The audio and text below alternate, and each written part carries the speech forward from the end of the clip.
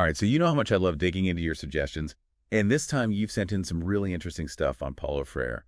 Like, wow, this guy was a revolutionary in education. Let's take a deep dive, shall we, and see how his ideas they can really help us see education in a whole new light. You know, it's amazing how relevant Freire's ideas still are today, even though they came from his experiences like decades ago. Totally. I mean, to really get his work, we have to understand the guy's life, right? He wasn't just some academic, Yeah, you know. right. He wasn't theorizing from some ivory tower. Paulo Freire was born in Brazil in 1921, and he knew poverty firsthand, especially during the Great Depression.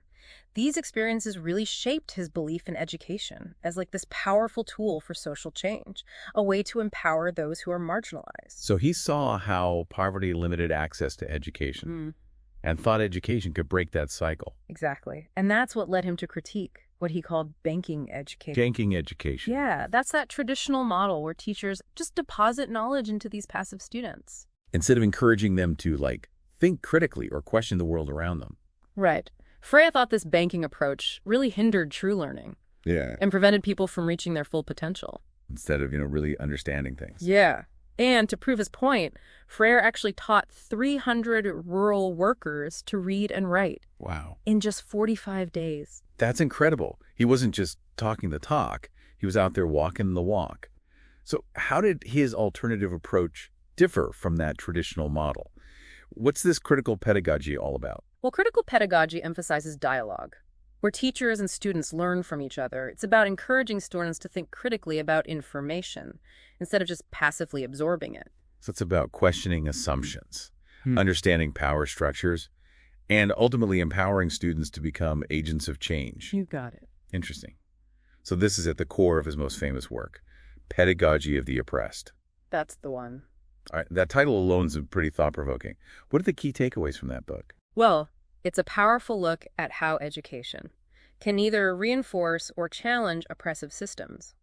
Freire really championed problem-posing education, where students engage with issues, analyze them, and then come up with solutions. This fosters what we call critical consciousness. So he's encouraging a shift from passive learning to active engagement, where students have a voice. He challenges us to move beyond just understanding the what, to also analyzing the why and the who, like who benefits, who is marginalized, and how can we change it.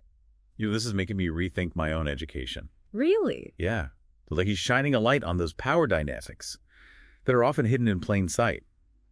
Have you ever felt like you experienced that banking style of education? I think we all have to some extent. But what's important is recognizing it and then challenging ourselves to think differently about how we learn and engage with the world. Absolutely. And Freire gives us the tools to do just that. Let's delve deeper into the principles of critical pedagogy then, and explore how we can apply them in our own lives. Let's do it. After all, knowledge is most valuable when we can use it to make a positive impact. Okay, listener. Are you ready to get critical? So, one of the most powerful things about Freire's pedagogy is that emphasis on dialogue. It's not just about the teacher standing there and lecturing, but about making a space for genuine back and forth, where everyone feels safe to share what they think, even if it's, challenging the status quo. So it's less about top-down instruction and more about collaborating and exploring ideas together, where both the student and teacher can learn and grow. Exactly. And it's not just about the content either. It's about the whole process of learning. Freire believed that the how is just as important as the what. So you're saying it's not just about memorizing facts and figures. It's about developing those critical thinking skills, learning how to analyze information and form your own opinion. Exactly. That's where this idea of praxis comes in. It's a core principle in Freire's work. Praxis, I've heard the term before. Could use a refresher, though. What does it mean in this context? Think of praxis as like a bridge. It connects the theory and the action. It's about taking those critical thinking skills you've learned and applying them to the real world, making a difference in your community, working towards change. So it's not just about knowledge for knowledge's sake. It's about putting that knowledge to work, using it to try to create positive change. Exactly. For Freire, education wasn't just some intellectual pursuit. It was a tool for liberation, a way to challenge these oppressive systems and create a more just and equitable world. I'm seeing a pattern here. Freire was all about empowering people, not just with information, but with the ability to use it to make a real difference. Absolutely. He truly believed that everyone has the potential to be an agent of change. Yeah. And education in the Freirean sense, is the key to unlocking that potential. It's inspiring, but I have to admit, sometimes these big ideas about social change can feel kind of overwhelming.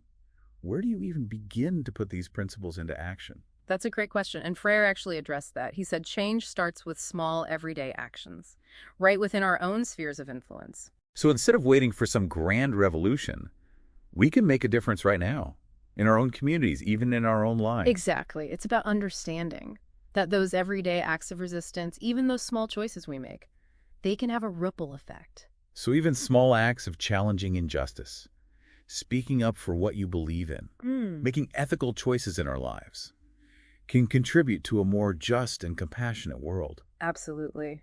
And another key principle for Freire is conscientization. Conscientization. It's about developing that critical awareness of those social, political, economic forces that really shape our lives. So it's like waking up to the realities of the world, recognizing those power dynamics that are at play, and understanding how they can be used to oppress or marginalize. Right. It's about moving beyond just accepting the way things are and realizing we have the power to challenge those systems and work towards something better. Like that saying, once you see it, you can't unsee it. Once you become aware of injustice, you can't ignore it. You're compelled to do something. Exactly. And that's where Freire's work gets so powerful. It's not just about understanding the world. It's about actually changing it. It's about going from awareness to action. Right. And that action can be individual, like choosing to speak out against something you see as wrong, or making more conscious choices in your daily life. Or it can be collective organizing with others to challenge oppressive systems and advocate for more just and equitable structures. So whether it's personal growth or social transformation, it's about recognizing we're not powerless. We all have a role to play in creating that more just world. Exactly. And that's where Freire's ideas about hope come in. He believed that even in the face of oppression, even in the darkest of times, humans have this capacity for love, compassion, and change. And that education, that Freirean education, can nurture that hope and turn it into action. Beautifully said. And that's what makes Freire's work so enduring and relevant even today. It speaks to our desire for a better world, one where everyone has the opportunity to reach their full potential. It's a reminder that creating that world isn't just up to politicians or activists. It's up to all of us. Absolutely. So as you learn more about Freire's ideas, I want to leave you with a question. How can you use your own unique skills and talents and passions to contribute to a more just and equitable world? That's a powerful question worth pondering. And with that, let's move on to Pedagogy of the Oppressed and explore the core ideas of this impactful book in more detail. Okay, so we've talked about Freire's life and that concept of banking education and those core principles of critical pedagogy, like dialogue and praxis and conscientization. It's amazing how all those pieces fit together to help us understand the role of education, both for individuals and for society. Yeah, absolutely. And at the heart of it all is his book, Pedagogy of the Oppressed. What makes this book so important, such a cornerstone of critical pedagogy? Well, for one thing, it's had a huge impact. It's been translated into over 60 languages, millions of copies sold worldwide. Wow, that shows you how relevant it still is. Definitely. And its influence goes way beyond education, too. It's a key text in sociology, political science, social work. It's changed how people think about power, oppression, social change, in all sorts of different areas. So it's like a guide for understanding and challenging injustice. Exactly. And it's not just theory. It gives you tools and strategies for actually taking action, empowering people to work towards a better world. Yeah, that's what makes it so powerful. It connects theory and practice. But what really strikes me is how relevant it still is today, like decades after it was published. Why do you think that is? Well, look at the world today. We have growing inequality, political polarization, this urgency around climate change, social justice, Freire's ideas about dialogue, critical thinking, challenging oppressive systems.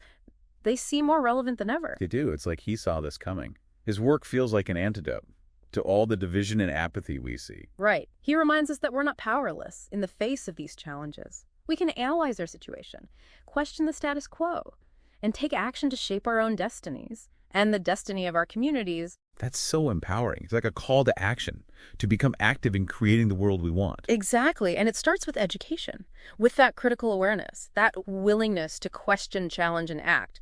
Freire believed in the power of people to create a better world, and his work still inspires us to do that. This deep dive into Freire's ideas has been amazing. It's made me think differently about my own experiences. and my own role in trying to create a more just world. As we wrap up, I want to leave you with a thought from Freire. He said, washing one's hands of the conflict between the powerful and the powerless means to side with the powerful, not to be neutral. That's a powerful reminder. Silence can be complicity. We have to engage, use our voices, and take action. Thanks for joining us on this deep dive. Keep questioning, keep learning, and keep working for a better tomorrow.